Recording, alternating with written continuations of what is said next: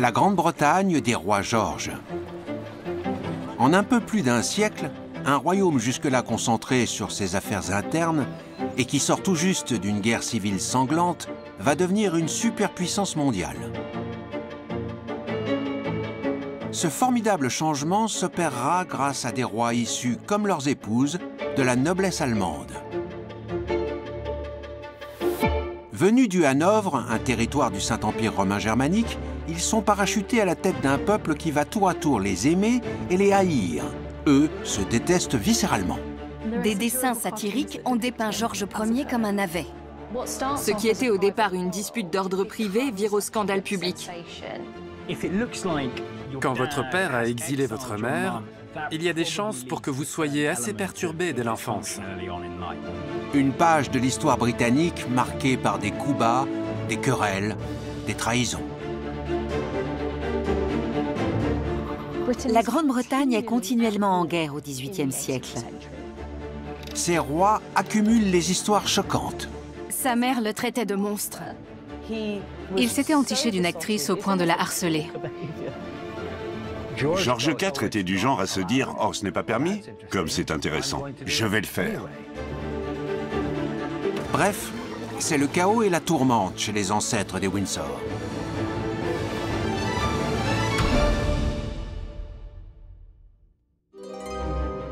Londres, décembre 1716. Le futur George II échappe de justesse à une tentative d'assassinat au théâtre royal de Drury Lane.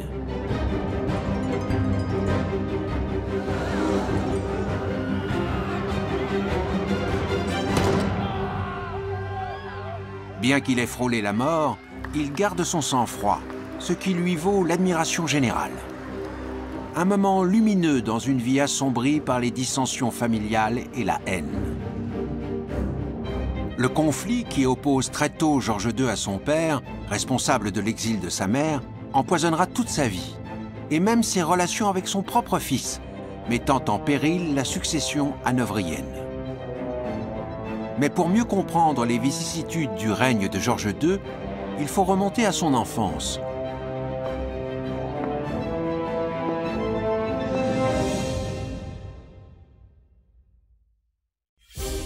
Georges Auguste naît à Hanovre en 1683 de l'union de Georges Louis et de Sophie Dorothée. Il grandit avec l'idée qu'il gouvernera un jour l'électorat de Hanovre, un État du Saint-Empire romain germanique. Ni lui ni son père ne se doutent le moins du monde qu'ils deviendront un jour rois de Grande-Bretagne. Il existe différents niveaux de noblesse dans le Saint-Empire. En haut de la hiérarchie, il y a les Habsbourg qui sont empereurs, et juste après, il y a les princes électeurs qui élisent ces empereurs. Georges est donc un membre d'une famille de haut rang très fortunée, mais il est aussi le produit d'un mariage profondément malheureux. Il ne peut pas ignorer les conflits fréquents et souvent violents qui opposent ses parents.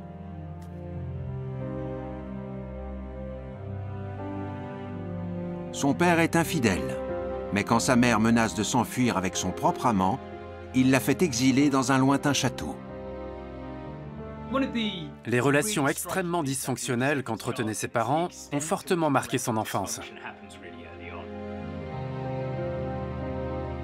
Georges est séparé de sa mère à l'âge de 11 ans et doit dès lors se construire sans elle. L'absence de sa mère et la façon dont on l'en a privé, ce sont des choses qu'il n'a jamais pu pardonner à son père.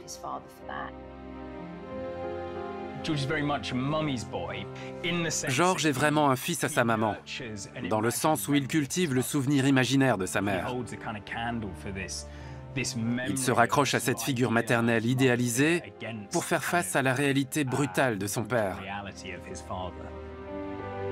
Ce traumatisme subi à un âge précoce lui laisse des cicatrices indélébiles et altère à tout jamais sa relation avec son père, un homme dominant et distant sur le plan émotionnel.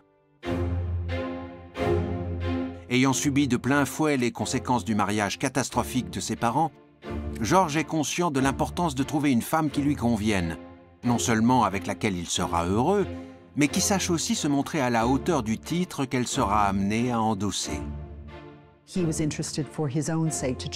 Pour son propre bien, il voulait choisir quelqu'un avec qui il avait envie de vivre, ce qui était assez inhabituel à l'époque, car la plupart des mariages royaux étaient arrangés par les parents. Mais George semble avoir eu plus de liberté de mouvement à cet égard que nombre de ses contemporains. George Ier a accordé à son fils une certaine marge de manœuvre, en l'autorisant à essayer de trouver lui-même sa promise. Il choisit finalement Caroline d'Ansbach, une jeune femme séduisante et cultivée. Elle est à son goût et semble tout à fait apte à tenir le rôle qui lui sera dévolu. Elle devra apporter sa contribution, assurer la continuité dynastique, la lignée, la renforcer, y compris par son propre pouvoir et potentiellement son propre argent. Il avait plusieurs raisons de choisir Caroline. Non seulement elle était belle, mais elle avait reçu une éducation approfondie et c'était quelqu'un d'intelligent. George souhaite que Caroline l'épouse par amour et non pour son rang. Pour vérifier qu'ils sont compatibles, il entreprend en 1705 un voyage à Ansbach et rend visite à la jeune femme en se faisant passer pour un certain Monsieur de Buch.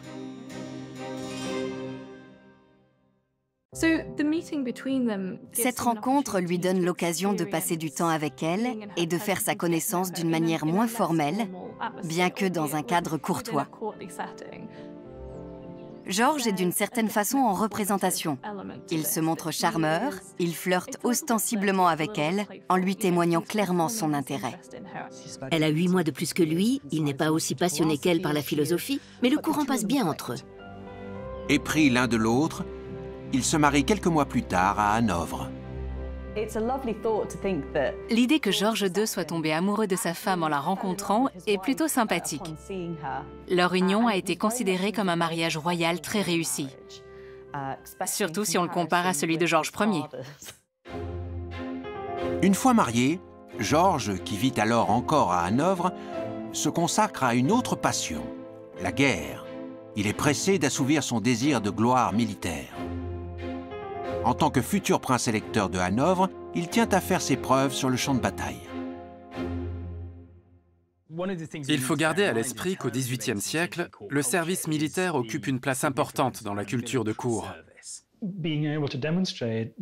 Démontrer d'excellentes aptitudes guerrières est une source d'honneur et de prestige. On doit prouver qu'on est un bon chef militaire, apte à défendre ses sujets.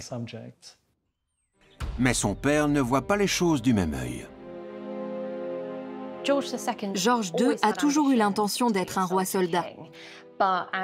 Mais étant le seul héritier mâle de George Ier, il aurait été très imprudent de la part du roi de permettre à son fils d'aller risquer sa vie sur le champ de bataille.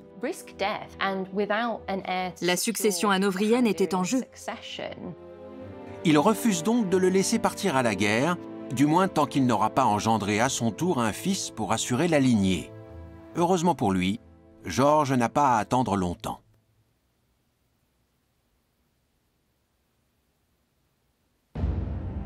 En 1707, 2 ans après leur mariage, Caroline donne naissance à leur premier fils, Frédéric. Depuis 1701, la guerre de succession d'Espagne fait rage en Europe. Ayant satisfait l'exigence de son père en lui donnant un petit-fils, George a l'occasion rêvée de s'illustrer par un fait d'armes.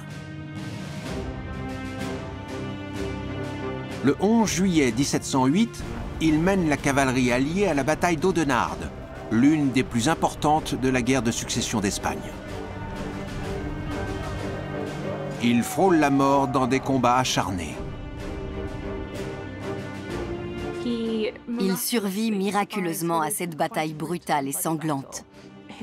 Son cheval reçoit une balle fatale. C'est un moment décisif. Il manque d'y mourir. Dans ce genre de bataille, la vie ne tient qu'à un fil. Mais George II en sort finalement vivant. L'héroïsme du jeune homme arrive aux oreilles des Britanniques, eux aussi partie prenante dans les combats, et le rend populaire. Les honneurs qui lui sont rendus sèment les graines d'une terrible discorde. Son père est jaloux, et lorsqu'il accédera au trône britannique 6 ans plus tard, la faveur dont son fils continue à jouir lui deviendra intolérable. Les exploits militaires de George lui apportent gloire et popularité. Mais ils enveniment aussi sa relation avec son père. La tension monte entre eux. En 1714, la mort de la reine Anne, dernière Stuart à régner sur la Grande-Bretagne, catapulte inopinément George Louis sur le trône d'Angleterre. George Auguste et Caroline deviennent le prince et la princesse de Galles. Même s'ils conservent leur titre au Hanovre, ils doivent laisser leur ancienne vie derrière eux pour suivre le roi en terre britannique. Le 20 octobre 1715, George Ier est couronné. Et si le nouveau monarque de Grande-Bretagne a pris son fils avec lui, les relations des deux hommes ne s'en trouvent pas pour autant améliorées. Au contraire, leur rapport houleux éclate au grand jour. Ils se vouent désormais publiquement une hostilité sans bornes.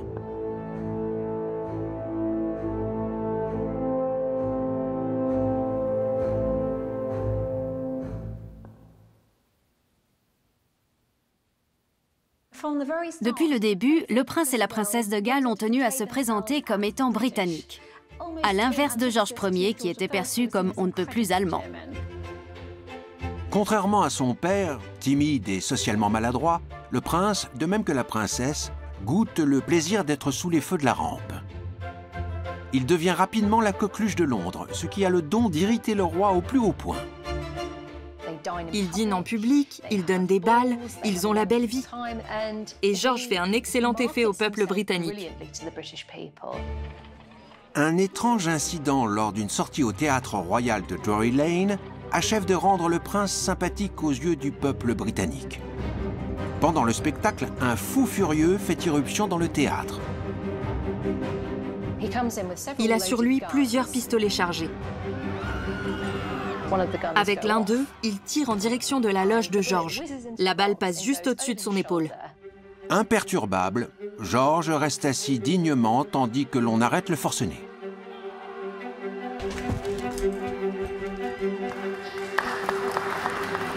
Les comptes rendus élogieux de la bravoure du prince ne font que renforcer l'estime que le public britannique lui témoigne, tout en alimentant le sentiment d'insécurité de son père.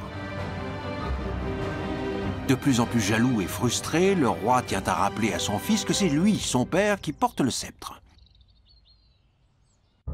Quand, peu de temps après, le prince George et la princesse Caroline ont leur deuxième fils, en 1717, le roi insiste pour choisir lui-même le parrain. Et qui désigne-t-il? Le duc de Newcastle, un de ses proches alliés politiques.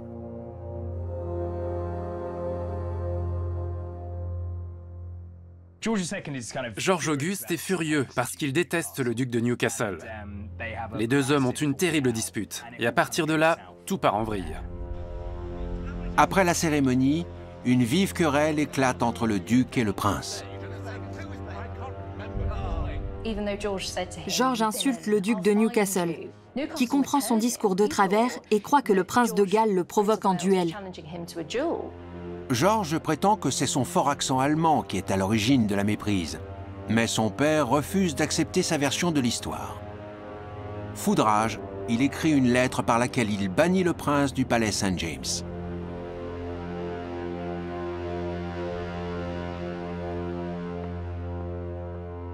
Caroline part avec lui, mais le roi leur donne le coup de grâce en exigeant que le couple laisse ses enfants au palais. Ils sont bannis du palais, pas du royaume. Ils ne partent pas à cheval en pleine nuit. Mais désormais, l'accès au roi et surtout à leurs propres enfants leur est interdit. On garde les petits-enfants royaux à la cour pour les montrer. Aussi cruelle que puisse paraître la décision du roi, elle ne souffre aucune contradiction.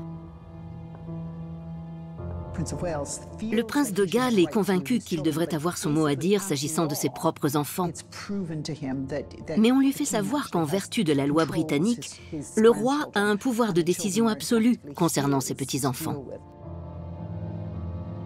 Contraints au retrait, George et Caroline s'installent à Leicester House. Cette séparation forcée entre le couple princier et ses enfants les affecte profondément. Quand ils se reverront, car ils réussiront à se revoir, Caroline est si émue qu'elle s'évanouit. Il s'avère que la séparation aura des conséquences tragiques. Ce n'est que lorsque leur nouveau-né tombe gravement malade que George et Caroline sont autorisés à le revoir.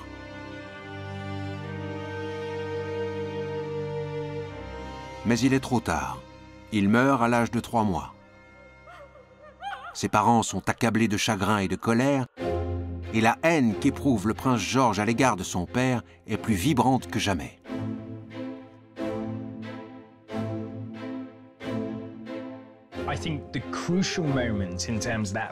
Le moment où tout a basculé, c'est quand le fils, déjà plus populaire que le père, a commencé à mener une carrière politique indépendante.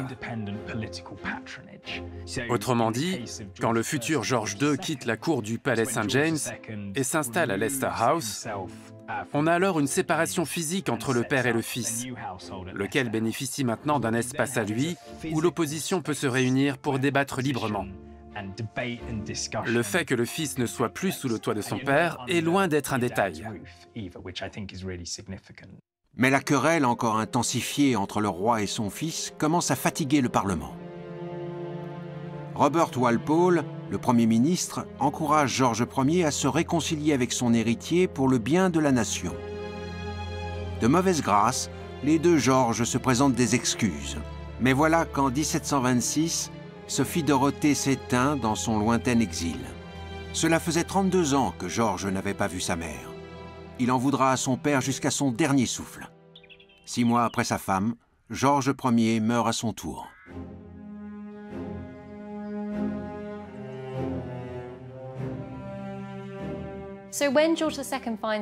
George II apprend qu'il est le roi au beau milieu d'une sieste. Il tient son pantalon à la main quand Robert Walpole lui annonce « Votre père est mort, c'est vous le roi maintenant ». Rien n'indique qu'il ait regretté d'une quelconque manière la mort de son père. George est enfin libre de forger son propre avenir. Le 11 octobre 1727, Caroline et lui sont couronnés reine et roi de Grande-Bretagne et d'Irlande.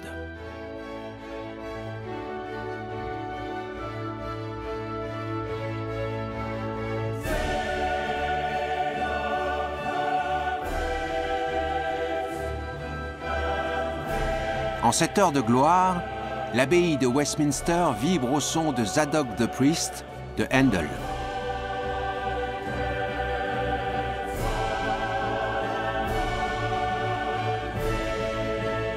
Spécialement composé pour l'occasion, cet hymne du couronnement sera dorénavant chanté lors du sacre de tous les monarques britanniques. Si George II triomphe politiquement, il demeure profondément marqué par ses blessures affectives. Et l'histoire va bientôt se répéter, l'opposant cette fois à son propre fils, le prince Frédéric.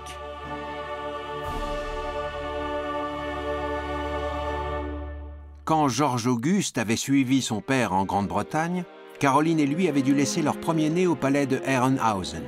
Alors âgé de 7 ans seulement, Frédéric devait demeurer à Hanovre en tant que représentant de l'électorat.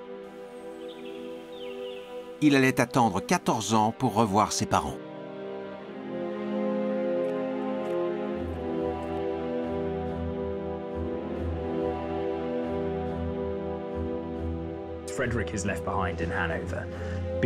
Frédéric doit rester au Hanovre parce que c'est important d'avoir un héritier mâle pour assurer la succession dynastique de la maison de Hanovre en Europe. Donc Frédéric demeure plus d'une décennie à Hanovre en tant que chef d'État par procuration.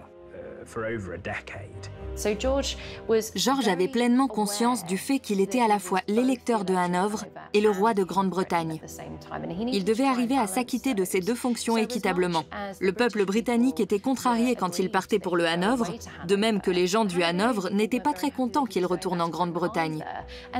Il était entre le marteau et l'enclume, parce qu'il devait tâcher d'apaiser deux populations différentes. La séparation prolongée a des conséquences dévastatrices sur la relation de Frédéric avec ses parents.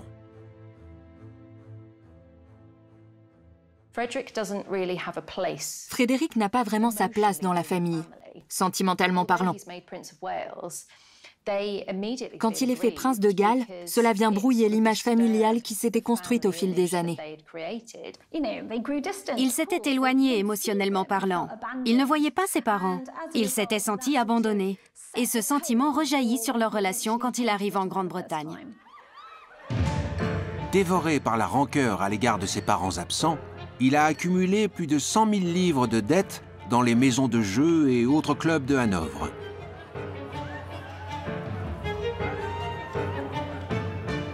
Une fois son père couronné, Frédéric, alors âgé de 21 ans, est sommé de se rendre en Angleterre pour devenir le nouveau prince de Galles. Les retrouvailles familiales ne seront pas précisément joyeuses. Il a une petite vingtaine d'années et il a envie de s'amuser. Il joue, boit, court les prostituées et exaspère ses parents à tel point que sa mère en arrive à le traiter de monstre. Ils étaient profondément en désaccord sur tout. Assez classiquement pour la maison de Hanovre, la relation père-fils est totalement dysfonctionnelle à ce stade. Tout ce que George II a fait à son père, son fils le lui fera à lui. Et il n'y va pas de main morte. Frédéric a compris qu'il devait courtiser l'opinion publique. Il aimait se faire voir au parc Saint-James, parmi le commun des mortels, se montrer lui-même comme un homme du peuple. L'histoire se répétait. Le prince Frédéric recevait des membres de l'opposition chez lui, montrant clairement qu'il ne s'alignait pas sur la politique de son père.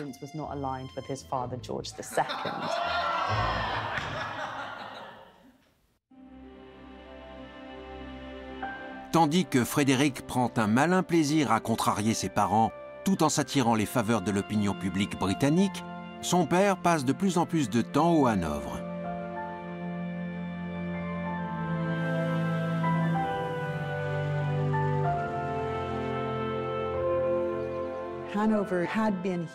En un sens, le Hanovre avait été son héritage. Là-bas, il peut se détendre mieux qu'en Angleterre. C'est presque comme une résidence d'été pour lui. Il continuait à diriger l'électorat, mais à distance. Son champ d'action était limité.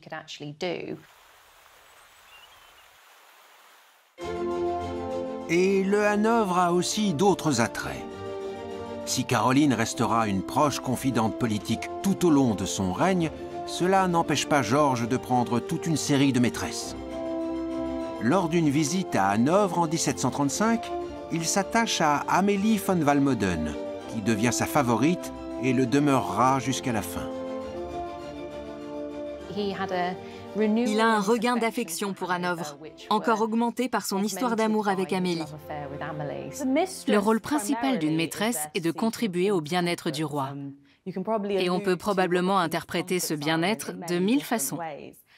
Les voyages du roi à Hanovre, de plus en plus fréquents, suscitent de vives critiques à Londres. On en arrive à un stade où il est tellement absent que le peuple britannique lui en veut de plus en plus. On raconte même qu'un jour, un avis de recherche a été accroché sur l'une des portes du palais. Si vous trouvez le roi, pouvez-vous le renvoyer en Grande-Bretagne, s'il vous plaît? Il ne semble pas être ici. Georges est assez finaud pour comprendre qu'il doit plaire au Parlement et au peuple britannique afin que la dynastie hanovrienne survive.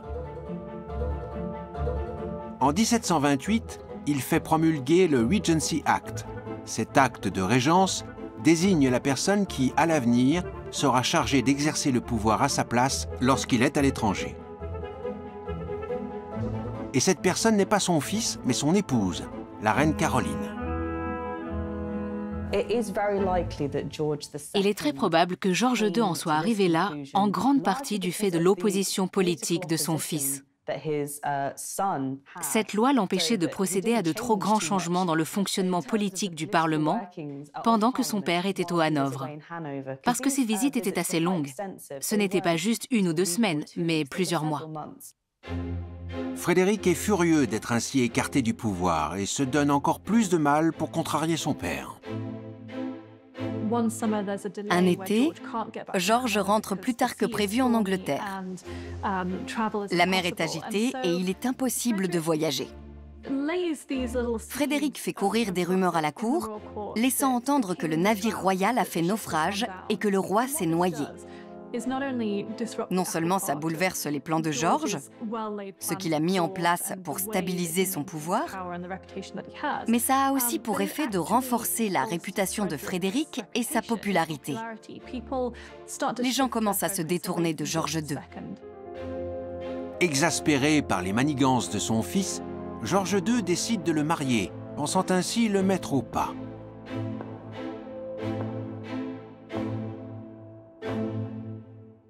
En étudiant le marché des mariages dynastiques, ses yeux se posent sur Augusta de Saxe-Gotha-Altenbourg, alors âgée de 16 ans. C'est quelqu'un qui passe pour très discret. Elle est petite et menue. Et d'une certaine façon, il se dit qu'elle le ramènera sur Terre. En mai 1736, Augusta arrive en Angleterre, serrant dans ses bras sa poupée préférée et incapable de proférer le moindre mot en anglais. Mais pour Frédéric, qui a toujours été motivé par l'argent, elle est la réponse à toutes ses prières. Une fois leur union scellée, il verra sa rente annuelle tripler. Il va enfin avoir l'argent dont il rêve. Il pense aussi qu'il n'en sera que plus respecté, à la fois par la population et par son père, parce qu'il deviendra lui-même un mari et un père. Le mariage est célébré quelques jours plus tard. Comme toujours, assurer la succession est une priorité. Il faut moins d'1 an à Augusta pour tomber enceinte de leur premier enfant. Mais au lieu de guérir d'anciennes blessures, sa naissance ne fait que creuser le fossé entre le prince et le roi. Traditionnellement, un bébé royal doit naître sous le même toit que le monarque en place pour que celui-ci puisse être témoin de l'arrivée du nouvel héritier. Mais Frédéric ne l'entend pas ainsi. Il est au contraire déterminé à ce que son premier enfant voie le jour loin de ce père qu'il hait viscéralement, et ce, quitte à mettre la mère et le bébé en danger. Ce soir-là, Augusta est au palais de Hampton Court avec Frédéric et ses beaux-parents. Quand elle a ses premières contractions, le roi, la reine et les princesses sont à l'étage en train de jouer aux cartes. Elle est transportée dans l'escalier de service en plein travail. Elle souffre horriblement et elle a perdu les os. La pauvre Augusta est en train d'accoucher quand Frédéric fait venir un attelage et l'embarque. L'attelage file à toute vitesse au palais St. James, qui se trouve à plusieurs kilomètres de là, et où rien n'est prêt pour l'accouchement. Personne ne les attend. Il n'y a pas de sage-femme sur place. Et Augusta est obligée d'accoucher entre 2 nappes, parce qu'il n'y a pas de drap sur le lit. Le bébé naît 1/4 d'heure après leur arrivée. Cette naissance est tout à fait abracadabrante. Et c'est un miracle qu'Augusta et sa fille aient survécu. Quand elle apprend le lendemain matin qu'Augusta a donné naissance à une petite fille loin d'eux, Caroline ne peut contenir sa fureur. Pour le roi et la reine, Frédéric a commis là un acte de provocation extrême. Ils étaient absolument scandalisés, furieux comme jamais contre leur fils qui avait osé les empêcher d'assister à la naissance ainsi que l'aurait voulu la coutume, et qui avait mis en danger la vie de sa femme et du bébé, ce bébé qui serait potentiellement un jour leur héritier. Cela s'est très mal passé. George II punit son fils comme son père George Ier l'avait puni. Il le bannit de la cour. Cela traduit une méconnaissance totale de soi de la part de George II. Il n'a pas conscience de répéter les erreurs de son père. Et ce n'est pas fini. D'autres tourments familiaux attendent George II, et bien pire encore.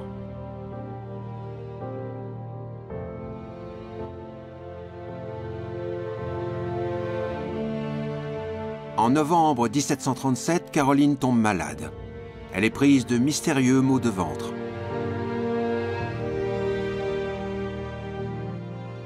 Son état s'aggrave rapidement. George est fou de chagrin. Bien qu'il ait de nombreuses maîtresses, il ne peut s'imaginer vivre sans sa femme bien-aimée. Il restera auprès d'elle jusqu'à son dernier souffle.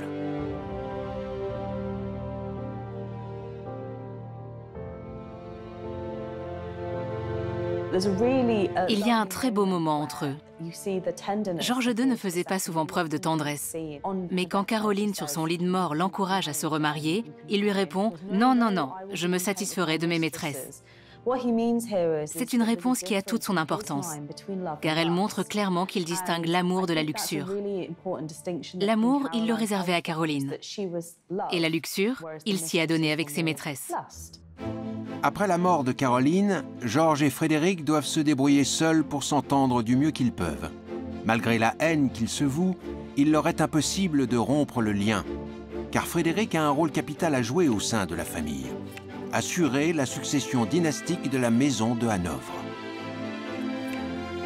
En 1738, un an après le décès de sa mère, Frédéric a un garçon, un nouveau petit George. Nul ne peut imaginer alors qu'il sera le prochain à monter sur le trône sans que son père y accède jamais. Le fait que Frédéric ait rempli son devoir dynastique ne met pas fin aux hostilités entre son propre père et lui-même.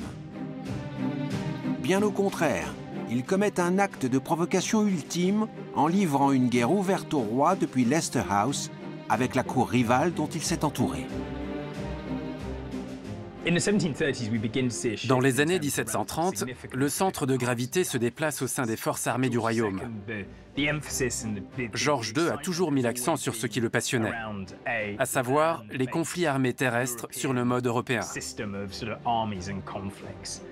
Pour Frédéric et la génération d'hommes politiques qui gagnent leur galon dans ces années-là, l'avenir est entre les mains de la marine. En tant que nation insulaire, la Grande-Bretagne se doit d'être la reine des mers. En 1740, Frédéric assiste à une revue théâtrale où l'on interprète une chanson intitulée « Rule Britannia ». Les paroles sont une attaque à peine déguisée contre son père, qui idolâtre l'armée.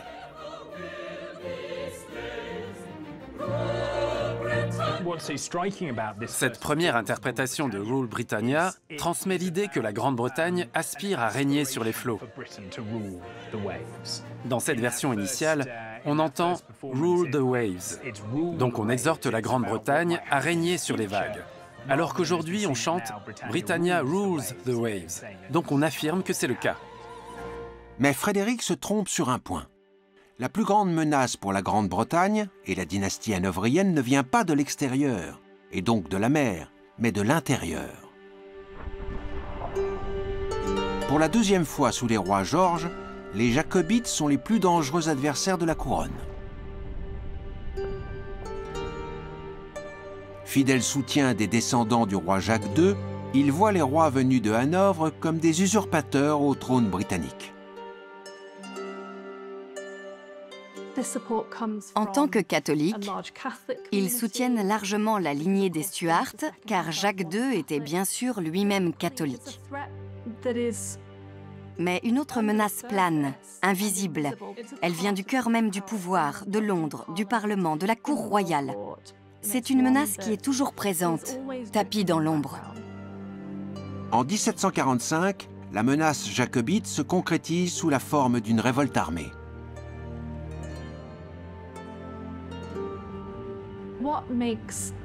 Ce qui distingue cette rébellion de toutes celles qui ont précédé, c'est que Charles-Édouard Stuart lui-même débarque sur le sol britannique.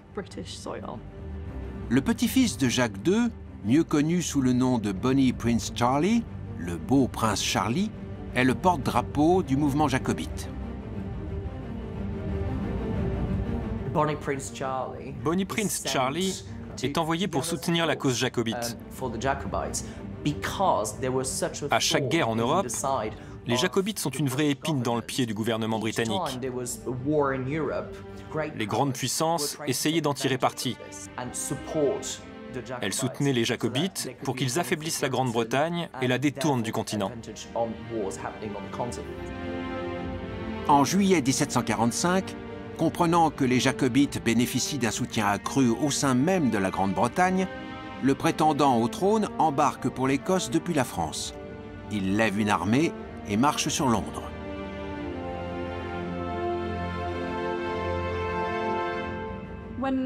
Quand les troupes jacobites de Charles-Édouard Stuart commencent à descendre vers le sud, l'Angleterre est prise de panique. Ceux qui peuvent fuient vers le sud, s'efforçant de précéder cette armée, mais il y a aussi beaucoup de sympathisants qui la rejoignent quand elle traverse leur ville. Le 29 décembre, l'armée atteint Derby, à quelques 200 km de Londres. La situation est critique pour la monarchie hanovrienne. Vous imaginez bien à quel point cela a pu déstabiliser non seulement George II, mais toute la caste dirigeante. Ils savaient que tous les compromis constitutionnels auxquels ils étaient parvenus étaient sur la sellette. Et le Parlement aussi. Mais quand le soutien escompté de la France vient à manquer, les Jacobites sont obligés de battre en retraite.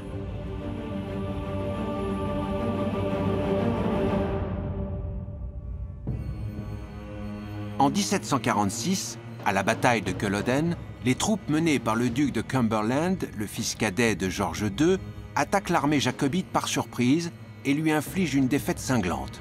Les vainqueurs sont sans merci. La victoire acquise, ils font exécuter des milliers de soldats considérés comme des rebelles à la couronne. L'objectif était d'anéantir le jacobitisme politiquement, physiquement et économiquement. Quand il gagne la bataille de Culloden, il ne s'arrête pas là. Il court après les survivants, tue les blessés, attaque même les civils qui se trouvent à proximité. Le champ de bataille est jonché de milliers de cadavres. Cette défaite marque la fin de la cause jacobite. Le Bonnie Prince, Charles-Édouard Stuart, fuit dans les Highlands, puis retourne en Europe en passant par les îles écossaises. La brutalité avec laquelle le duc de Cumberland écrase le soulèvement ennemi lui vaut le surnom de boucher de Culloden. La cause jacobite étant définitivement anéantie, l'avenir de la maison de Hanovre est enfin assuré. Les Stuarts constituaient une dynastie rivale. Donc du point de vue de George, c'était une victoire. Certes horrible, sanglante, mais une victoire. Cette victoire veut garantir la ligne de succession hanovrienne.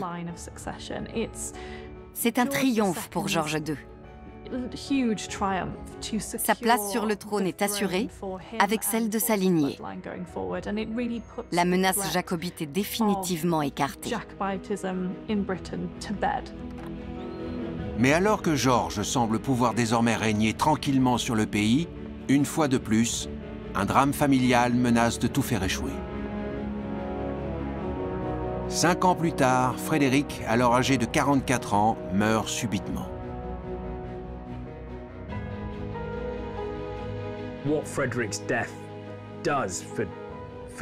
Si la mort de Frédéric a certainement eu une incidence émotionnelle sur George,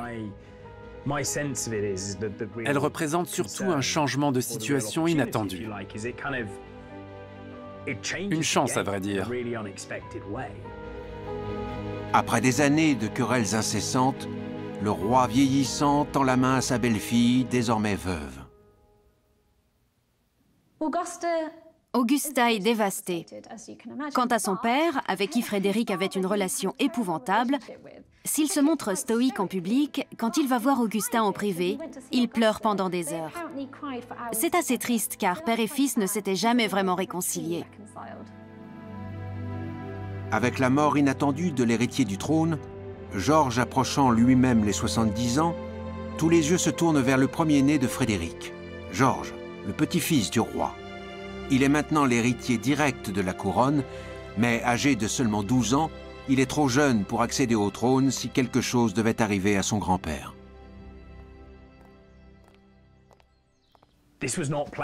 Ce n'était pas prévu. Personne ne s'y attendait. Le fait que le nouvel héritier en lice ne soit qu'au début de l'adolescence signifie qu'il faudra peut-être assurer une régence si le roi venait à mourir avant qu'il n'ait 18 ans. Cela change considérablement la donne politique. Pour George II, la question qui se pose, c'est comment organiser cette régence? Un régent doit être désigné immédiatement. Le candidat le plus évident est le duc de Cumberland, le boucher de Culloden. Mais George II est conscient de la mauvaise réputation de son fils cadet. Cumberland renvoie un peu trop l'image d'un tyran. La façon très musclée dont il a traité les Jacobites en Écosse, certains parlent de génocide, était complètement disproportionnée aux yeux de beaucoup de personnes. À la surprise générale, George choisit la veuve de son fils, Augusta, pour assurer le rôle de régente. Une décision qui instaure enfin une certaine harmonie familiale. Mais le roi est de plus en plus mal en point. La santé de George II se dégrade sérieusement sur la fin de sa vie. Il est atteint de diverses affections et passe de plus en plus de temps au lit. Aveugle d'un œil, sourd et de moins en moins mobile, George se retire de la vie publique. Il passe les 9 dernières années de sa vie presque entièrement seul, à suivre la même routine jour après jour. En 1756, un nouveau conflit majeur éclate en Europe. C'est le début de ce que l'on appellera plus tard la guerre de 7 ans. Une série de victoires décisives sur les Français fera de la Grande-Bretagne une superpuissance.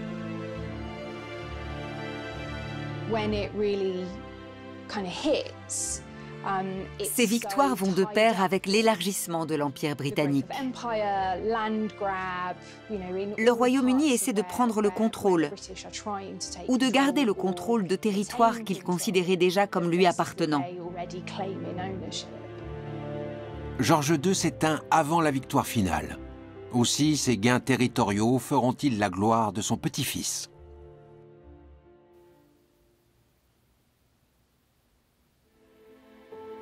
Le 25 octobre 1760, le roi se lève tôt, comme à son habitude, et boit sa tasse de chocolat matinal. Puis il a envie d'aller au petit coin. Il y va, et après un silence, un bruit sourd se fait entendre, suivi d'un gros boom. George II est retrouvé mort sur le sol de sa salle de bain à l'âge de 76 ans.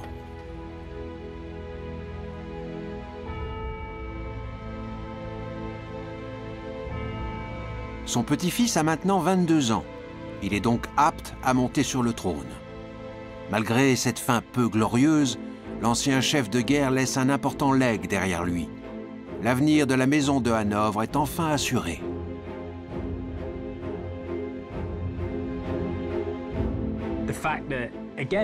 Le fait qu'en 1760, la transition entre les deux Georges s'opère de nouveau en douceur, en dit long sur ce que George II a réalisé durant son règne. Ce n'est pas une monarchie en train de s'effriter, ni une monarchie déchirée par une révolution ou une rébellion.